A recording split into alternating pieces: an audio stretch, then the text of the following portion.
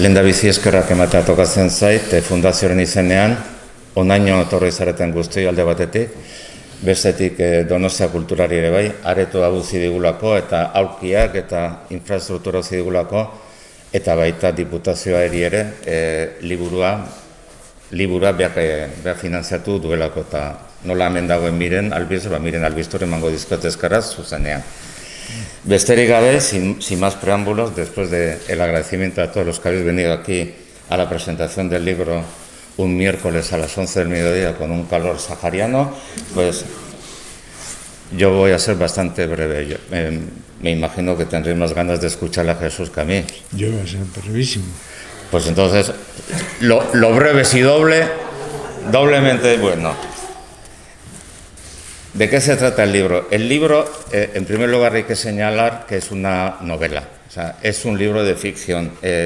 Ya sé que en los países donde no se lee mucho se confunde la realidad con la ficción, lo real con lo ficticio. Lo real es de alguna manera lo verdadero y lo ficticio es de alguna manera la mentira. Pero a veces con las mentiras se llega, con la mentira, con la ficción, se puede decir más verdades que a través de la verdad. Eso lo decía Juan Carlos Onetti, uno de los grandes escritores.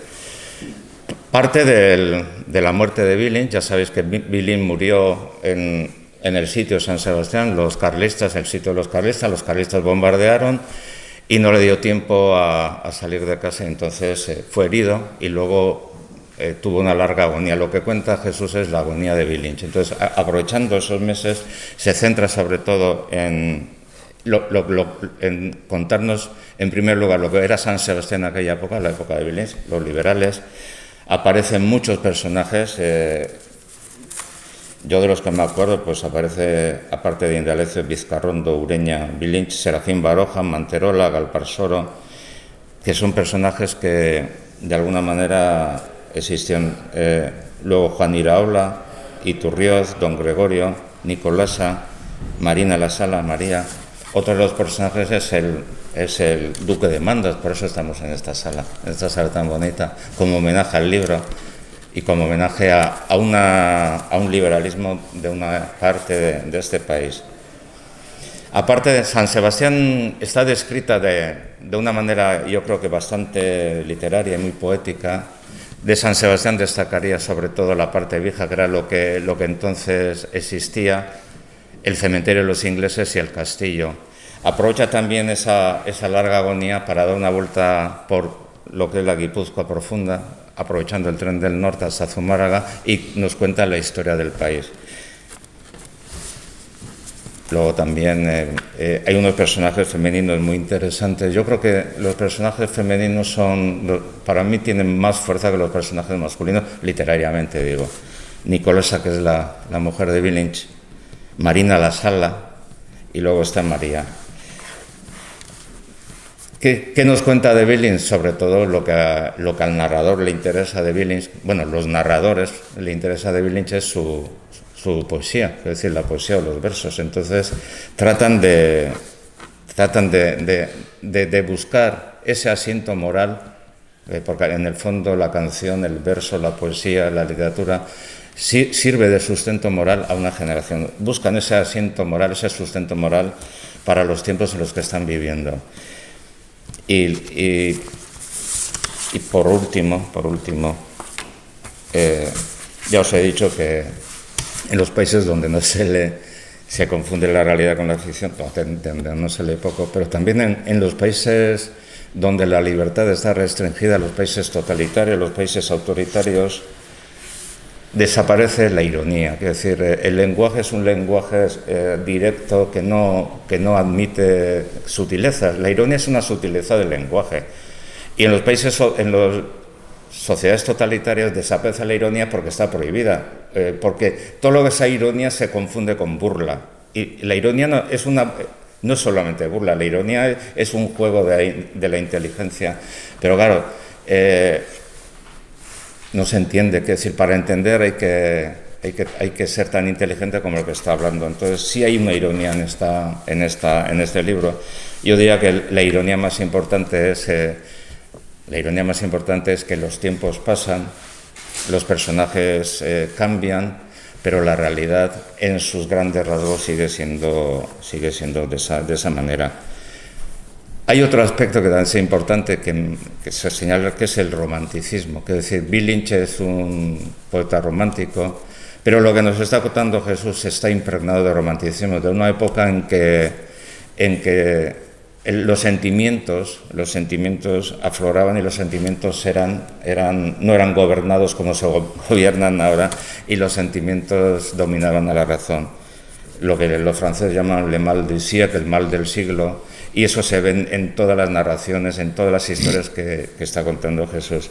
Y luego, por último, yo diría que hay una visión de San Sebastián del Jesús, el Jesús que está detrás del narrador. El autor es Jesús, pero hay varios narradores. Hay una visión de San Sebastián un poco nostálgica de Jesús, de que los tiempos fueron como fueron, pero pudieron haber sido mejores, y que esta ciudad también pudo haber sido de otra manera y no lo es. A partir del crecimiento, cuando derriban las murallas, el turismo, la estancia real, etcétera, etcétera, etcétera. Me parece que es un libro que se lee bien, es un libro ameno, fácil de digerir, no hay demasiadas complicaciones ni ideológicas ni lingüísticas, es puro relato, está contando continuamente porque hay varios narradores, y me parece que aparte el valor de estas visiones que nos retrata a un Bill Lynch, que no sabemos si era así, porque sabemos poco de Bill Lynch, pero que Jesús se lo imagina como era. Las tertulias de entre Baroja, Bill Lynch y Iraola, pues no sabemos cómo eran aquellas tertulias, pero Jesús se las imagina. Pero podemos creerlas, quiero decir, el gran mérito de la buena literatura es que lo que lees puede ser verídico o puede ser creíble, ¿no? Y en eso está el arte del escritor. Bueno, y sin más os dejo con Jesús que cuente de qué va el libro. No, si quiere. Bueno, yo creo que ha quedado muy bien lo de Felipe, yo no sé qué decir. Yo y Felipe no somos desconocidos, ¿eh? Yo y Felipe fuimos al instituto juntos, ¿eh? De Azpeitia hace un siglo, vamos, ya. Y allí en el 72. Allí nos conocimos. Que luego el instituto, que luego salieron de allí los autónomos y lo volaron, creo, además, el instituto. Pero bueno, Bill Lynch. Por empezar por algo, primero la portada, porque la gente me dice, oye, pero esta portada, ¿qué quiere decir? Pues a Bill Lynch se le pinta normalmente con la cara deformada, en negro, etcétera. Y bueno, yo creo que eso es parte de la leyenda que acompaña a Bill Lynch. Pero Bill Lynch era también voluntario de la libertad de San Sebastián y vestía este uniforme. Por tanto, tan Bill Lynch es este hombre uniformado que el que hemos visto toda la vida, ¿no? Segundo, Indalecio Vizcarrondo, claro, no se llamaba Indalecio Vizcarrondo, se llamaba Guillermo Indalecio Vizcarrondo. Entonces el nombre de Bill Lynch, que todo el mundo dice que no se sabe de dónde viene, pues viene de Guillermo, que se dice Billy, ¿no? Creo yo. Y de Billy, si eres pequeño, Bill Lynch, ¿no? Yo creo que esa es la explicación lógica del nombre, pero la gente se le olvida que se llamaba Guillermo. Lo que he querido con la novela, o esto que no sé muy bien lo que es, a mí me interesaba Bill Lynch, a mí me gusta Bill Lynch, es decir, que el origen del libro no era explicar San Sebastián, ¿no?, la historia y cosas de estas, sino que me gusta Bill Lynch. Esto de la poesía ya sabéis cómo es, hay poetas que a unos les gustan y otros que no nos caen tan bien. En cambio, a mí siempre ha ejercido una atracción especial y entonces quería de alguna forma promocionar la poesía de Bill Lynch. Luego Felipe lo ha traducido además al castellano la poesía, que yo creo que es la primera vez que se traduce la poesía de Bill Lynch al castellano. Y luego todo lo demás, pues ya lo ha explicado Felipe. Yo no soy escritor, claro, entonces no voy a hablar de las características de la novela y tal, ¿no? Yo he sido político, supongo que sigo siendo. Y también, al mismo tiempo que quería mostrarle a la gente el Bill Lynch real, porque yo creo que el Bill Lynch del que nos hablan no es exactamente el real, ¿no? Ese hombre desfigurado, feo, desgraciado, que las mujeres no le hacen caso. Yo creo que con las cosas que decía Bill Lynch de las mujeres, yo creo que se las traía todas detrás de él, ¿no? Me parece a mí que para una mujer es más interesante un hombre que les diga cosas bonitas e interesantes que un hombre, en fin, no sé, que sea físicamente perfecto. Yo creo que su poesía, esa lamentación constante, obedece a que era la época romántica y así se hacían las cosas. Pero me he perdido un poco porque iba con lo de la política. También he querido recuperar la tradición liberal guipuzcoana y vasca, ¿no? Porque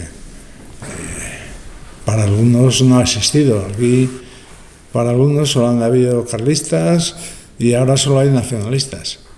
Pues no, en su día el liberalismo era mucho más potente en San Sebastián que el carlismo, aunque este edificio lo inauguró Fernando VII, el Felón, que llamaba, ¿no? Pero el liberalismo primero era el primer liberalismo de España, se formó en San Sebastián.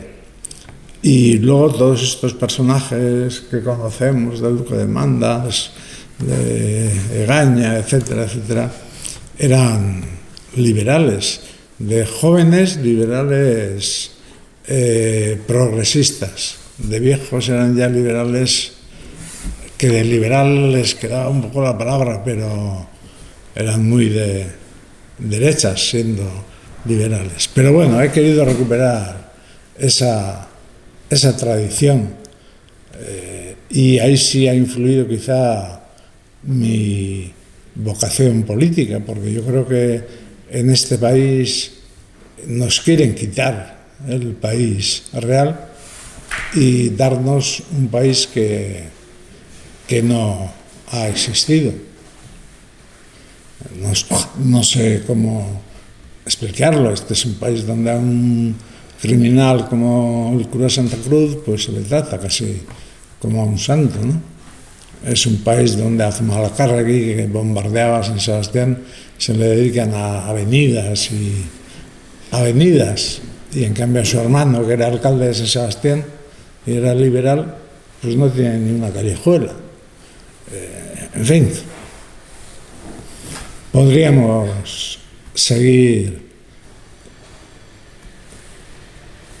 sin parar en este tipo de ejemplos. Entonces he tratado de recuperar esa Guipúzcoa liberal, esa San Sebastián liberal. Me parece que le veo a Guillermo aquí y hace un mes o así fuimos a Vergara a encontrar el campo del abrazo. Oye, pues no hay ni un cartelito que ponga aquí se hizo el abrazo de Vergara, que fue un acontecimiento histórico de los más importantes de España, ¿no? Por tanto, he querido disfrutar con Bill Lynch, he querido que más gente conozca a Bill Lynch, he querido de paso explicar la construcción y expansión de la ciudad de San Sebastián y el papel importantísimo que jugó el liberalismo. San Sebastián nunca fue tomado por los carlistas. Si a Bill Lynch lo hubieran matado los liberales y hubiera sido carlista, pues sería el mayor poeta y más conocido de Euskadi. Pero como fue al revés, lo mataron los carlistas, pues tiene ahí una callejuela y un letrero, pero no es, en fin, no es trazado al nivel que se merece. Vilinch es el mejor poeta en euskera sobre temas de amor y estas cosas, ¿no?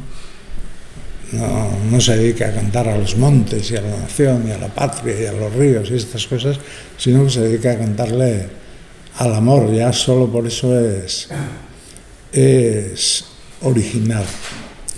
Y su herida o su muerte es todo un ejemplo, porque el hombre trabajaba en el Principal y vino vestido con el uniforme de voluntario de la libertad, que por cierto en San Sebastián no hay forma de encontrar uniformes de voluntarios de la libertad, cosa rara.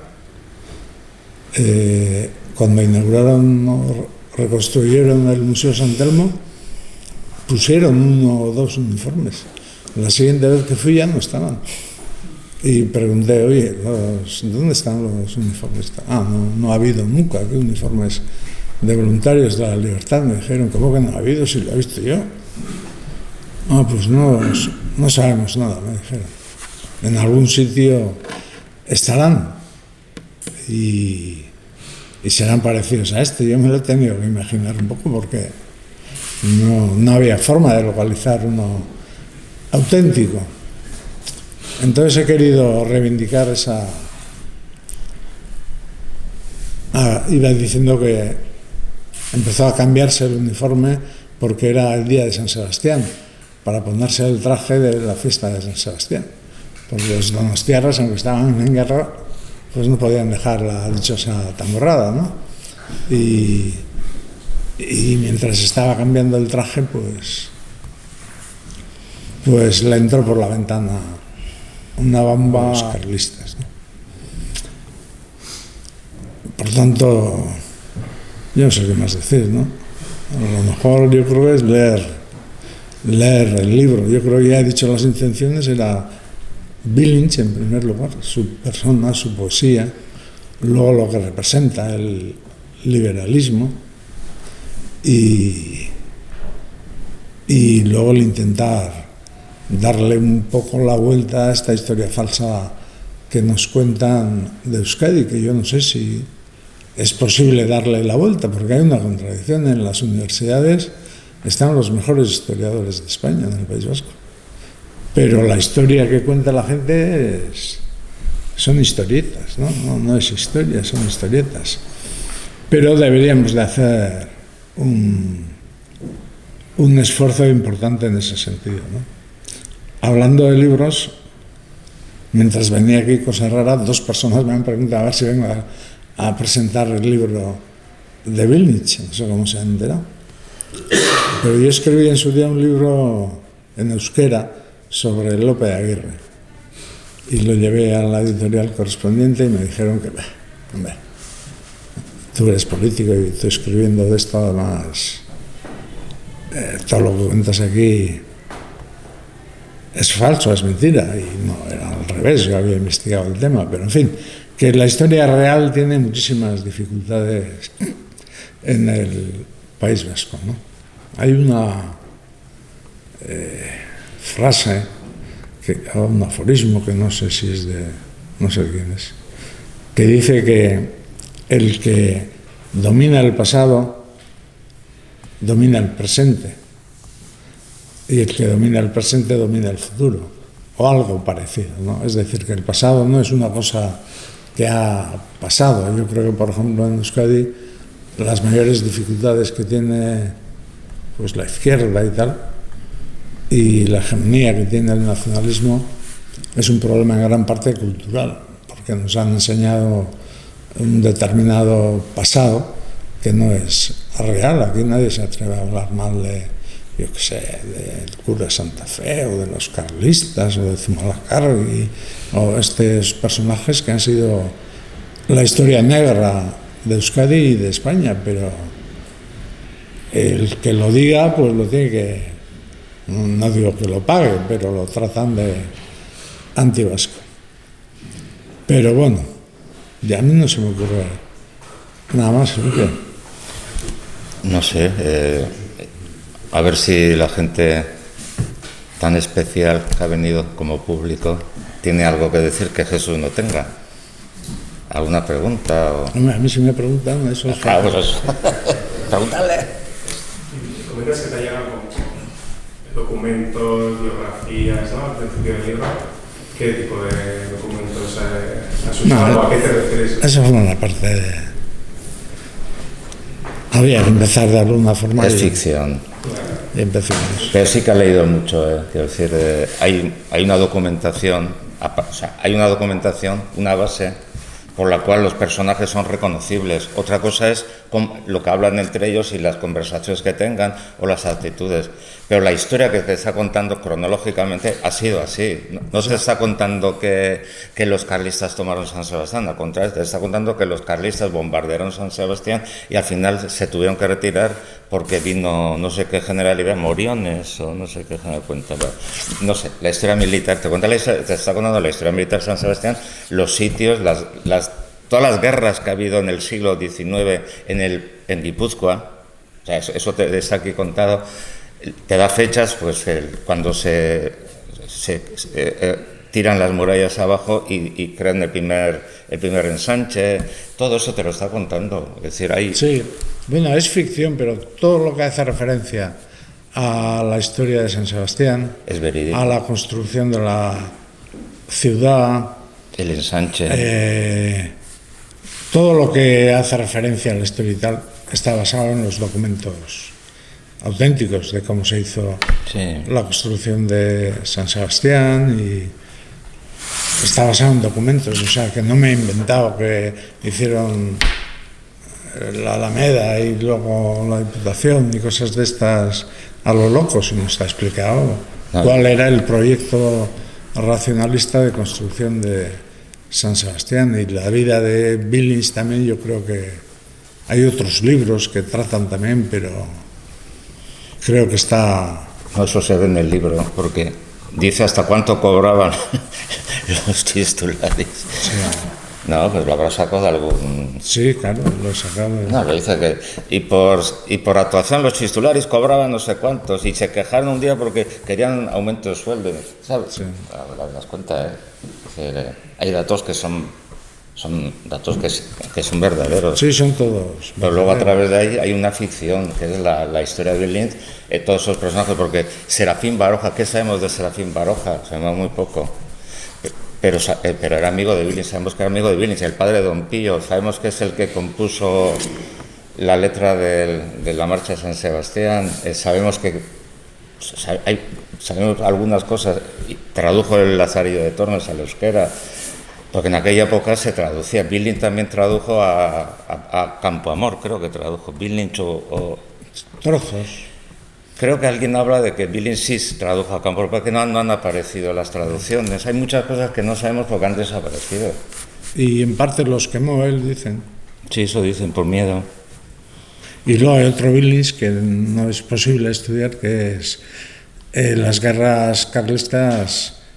En gran medida eran guerras de propaganda, y los versos liberales eran mucho más numerosos que los versos carlistas, o sea que la propaganda en euskera la hicieron básicamente los liberales, y entonces se supone que muchos de esos versos anónimos son de Billings, porque él era funcionario del ayuntamiento y no podía poner el nombre, porque si ganaban los carlistas pues ya le echaban. Entonces se supone que escribió como anónimos, pero no se puede saber de quién son.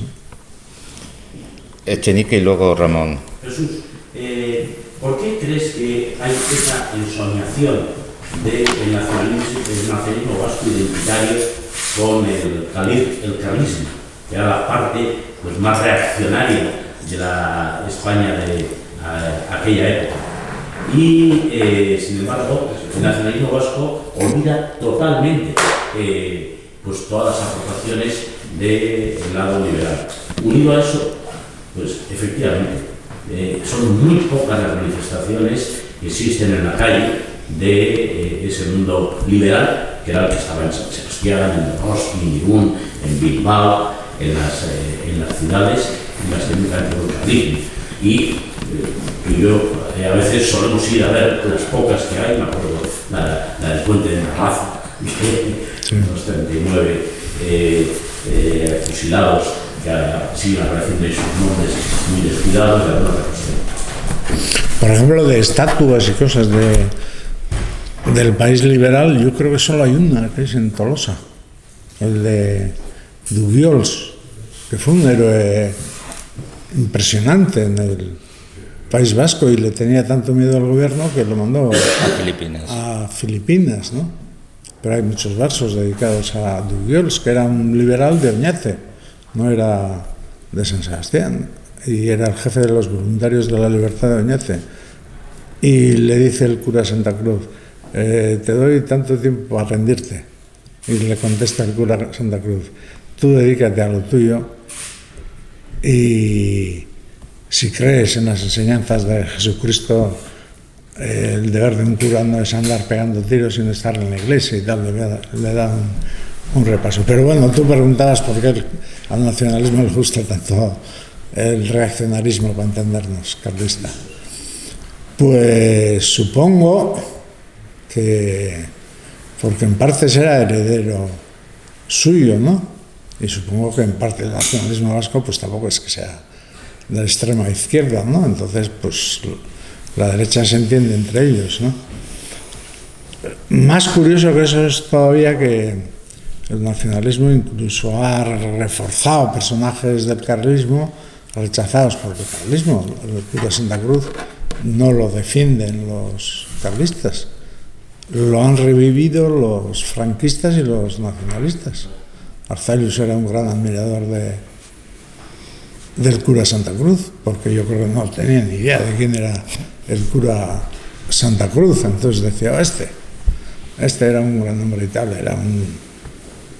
ya sabéis que había un escapista en el circo que se llama Houdini, que se libraba de todas y tal. Yo le comparo con Houdini, porque pegaba 2 tiros y se iba a Francia. Y cuando empezó la guerra ya se quedó en Francia. Y luego defendió a Alfonso XIII y a Primo de Rivera y tal, o sea que no era ni carlista ni nada. Y el nacionalismo, en cambio, le considera un héroe. Leí hace poco de un historiador, porque he dicho que los mejores historiadores están en la Universidad del País Vasco, pero los peores también deben estar ahí. Leí de uno que decía que Zumalacárregui era un republicano liberal. Zumalacárregui, republicano liberal. ¿Cómo se llega a esas conclusiones? Ramón. Pero es peligroso esa manipulación de la historia, ¿eh? Pero en España se hace lo mismo. En España ha habido 800 años de que hemos sido moros y sabe alguien los nombres de los reyes moros. En cambio, los de los visigodos, que eran extranjeros además, se estudiaban todos los reyes visigodos. En cambio, luego ya 800 años de paréntesis, ¿eh? Ramón. Para darle la razón a Jesús en casi todo. Y sobre todo en una cosa en la que creo que no hemos sido conscientes nunca, ¿no? Al hacer las lecturas históricas, el cambio cultural que tú decías, de verdad se ha impuesto el discurso del conservadurismo, al cual se aferra el nacionalismo, y los demás, yo creo que nos hemos desentendido, por lo tanto tenemos tanta responsabilidad estoy de acuerdo. del nacionalismo en nuestra historia. Y en San Sebastián es clarísimo. Yo creo que el mundo del euskera es un fuerte motor para el cambio político que sea, y es la coartada del nacionalismo a veces, cuando ellos se creen los auténticos defensores del euskera, ¿no? Y en esa época, en San Sebastián, los que escribían se divertían y jugaban, y quizás sin ninguna conciencia lingüística eran los liberales, que era su idioma, Milinch, Echegaray, Victoriano Iraola, Serafín Baroja, o sea, era un elenco de firmas que eran liberales. los carlistas eran ágrafos, o sea, es que no escribían. Los carlistas ni escribían ni leían la masa. Entonces, eso es lo que no hemos conseguido transmitir al euskera, y ya en el discurso nuestro el carlismo pasa a ser, pues eso, como predecesor del nacionalismo, es una defensa natural del euskera cuando es completamente falso. Y esa es la idea que no hemos inculcado a los nacionalistas y que no hemos conseguido apropiarnos, digamos, los no nacionalistas para desplegar esa bandera. Y ahí, o sea, tienes toda la razón, Jesús. Luego, en la aplicación de las iconografías, de los callejeros, en fin, tener una callejuela, una avenida, tampoco. Bueno. Es cosa de los tiempos y de las transformaciones urbanísticas. O sea, en San Sebastián hay calles y plazas con gente que no tiene portal. O sea, no sé si sabe la gente dónde está la calle Xavier Zubiri. Si saben dónde está la calle Zubiri, dónde está la calle Aso, y la intersección es Zubiri, no tiene ningún portal. Hay gente condenada al olvido, que no tiene Xavier Zubiri número 3, Xavier Zubiri número 4, porque no tiene uso del nomenclato, ¿no? En ese sentido, pues, Vilinch, bueno, que no nos ocurra proponer cambiarle al teatro el nombre de teatro principal, que es el básico del nombre. Bien. Pero Zubiri tiene un instituto, Xavier Zubiri Montean. Algo es algo. No, pero tiene la calle. Sí. Como hay rotondas, o sea, Europa tiene una rotonda que difícilmente lo puede identificar la gente, porque las rotondas nos mandan una carta, nadie escribe. La rotonda de la universidad, es la rotonda de Europa. Nadie se cita en una rotonda. El diario, no sé cómo se llama. En la avenida de Barcelona, el que proponía los nombres de la ciudad quería poner Barcelona a una rotonda para que no se viera la posible ligazón del socialismo de aquí con el socialismo catalán gobernante en el momento en que se incluye ese nombre. Era proponer una rotonda con el nombre de Barcelona, que coño, se le puso avenida, ¿no? Pero, bueno, luego ya la pandemia se ha preocupado o posterior a decir que fue una propuesta de Ernest Lluch y tal, que ni se enteró Lluch, ni se enteró ni tal. Pero bueno, las cosas son así. No, yo estoy de acuerdo contigo. Lo que más me duele es que la izquierda vasca no se toma en serio este problema. Porque tenemos las alcaldías de las ciudades más importantes, tenemos nuestro poder, pero no reivindicamos. Yo que sé, por ejemplo, Irún, y Santano es un gran alcalde y amigo mío, pues me decía, cuando lo de Belis, bueno, yo no tengo algún Bersolari y tal, dije, coño, el Bersolari republicano por excelencia era el nombre a estas edades, se olvida de todas estas.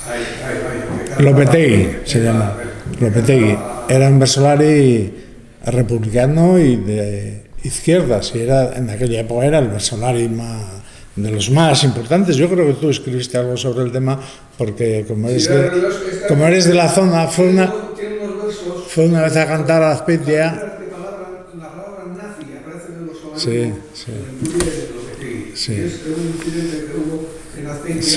Que le dieron de hostias, en definitiva. Van a dar un mitin a repartir rocadillas y se encuentran con un mitin abertzale y le pegan un currito. Sí, como ocurre ahora. Por eso dice que justo para todos nos queda una chaqueta.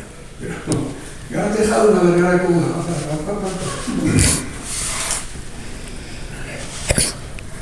Pues no sé. Se podría decir. Irún, este Lopetegui tenía muchas broncas con un tal Zaizadarrena, que ya venía marcando maneras gentilicias en la apellido. Era un conservador. Eres muy mamón. Gaiztua.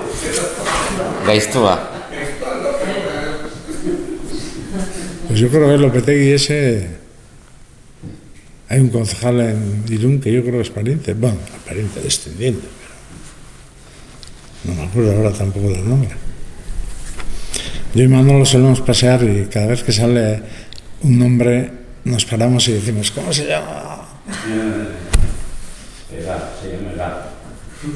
¿Eh? Que se llama Edad. Sí, sí. Y Tolosa, pues mira, los franquistas echaron la estatua de Dugiols y el Ayuntamiento Democrático lo repuso. Yo creo que es el único gesto que ha habido en toda Guipúzcoa de estas cosas. Bueno, sí, la Constitución se llama Constitución, a pesar de casi todo. Ya. de casi todo. Hablando de plazas, y para lo que hacía antes el presidente Ramón, me ha chocado cuando he conocido que la plaza que recibe el nombre de Enrique Casas, que está en Gros, no tiene tampoco números, porque es la conjunción de dos calles, la calle Nueva y de Secundino del Senador, me parece, y las casas, vive ahí un amigo mío, siguen teniendo el nombre antiguo, no reciben el nombre de la plaza Nueva de Enrique Casas. Y otra referencia a de Enrique Mújica, Fernando Mújica, que es la calle que va paralela a Declatón y que baja hasta lo que es ahora Mercadona.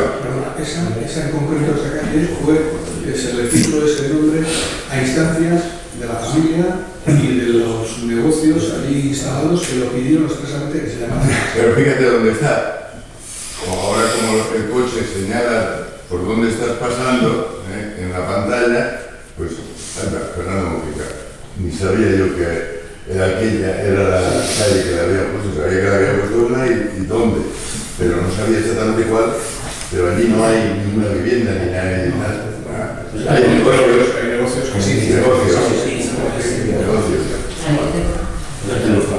No, pero digo que el nacionalismo trata de arrinconar determinadas cosas que no le queda más remedio que admitir, pero las deja un poco en el anonimato.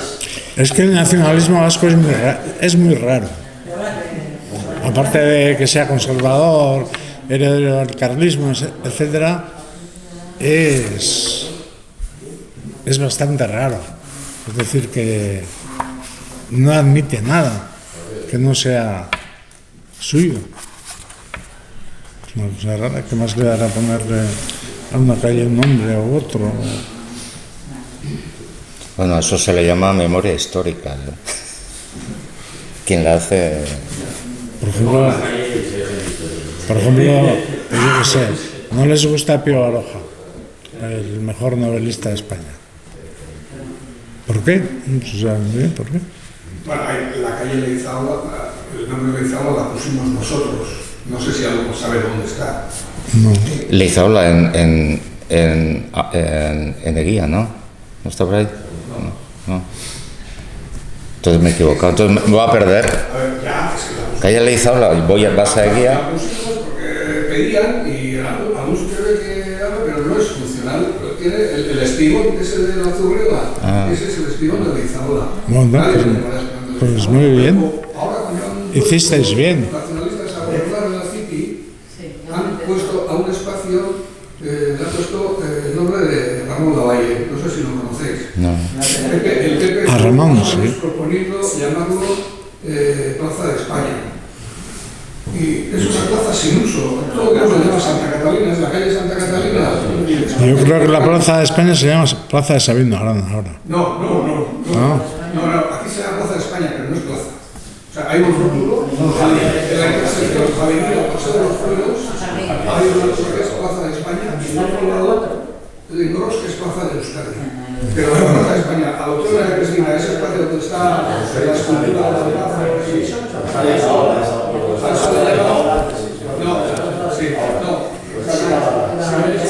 pero a la otra la llaman Plaza Ramón Lavalle, porque Ramón Lavalle recuperó para la ciudad siendo alcalde de Lorena de Cristina, pero aquel espacio nadie lo llama Ramón Lavalle. O sea, hay cosas que... Y luego, yo soy enemigo de cambiar nombres a las calles, porque las calles, allá los que viven vecinos, y les creas una molestia increíble cambiando el nombre. O sea, inventarse sitios y espacios, sí, pero cambiarlos, salvo que sean muy ofensivos para la calle del Pollo, eso hay que cambiarlo. Otro ejemplo, la dónde está? En San Sebastián. La plaza de la Segunda República. Debajo de la Debajo de toda la maraña de comunicaciones de la salida de San Sebastián con Loyola, con... ahí, debajo, no hay nada, no hay ninguna... Solo pues, las carreteras que pasan por ahí. Maravilloso. Pues vamos a ver un mono, pero es que... Jesús, junda horretik bibliotekari dedikatu liburua.